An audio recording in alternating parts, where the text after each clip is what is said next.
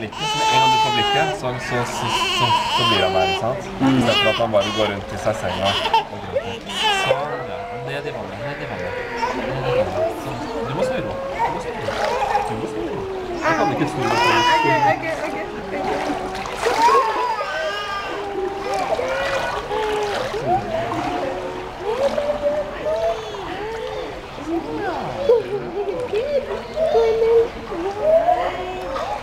Ok. Ok, så tar du en hånd på hodet, forsiktig, for å vise at du er der. Sånn, ja. Da har vi det på plass.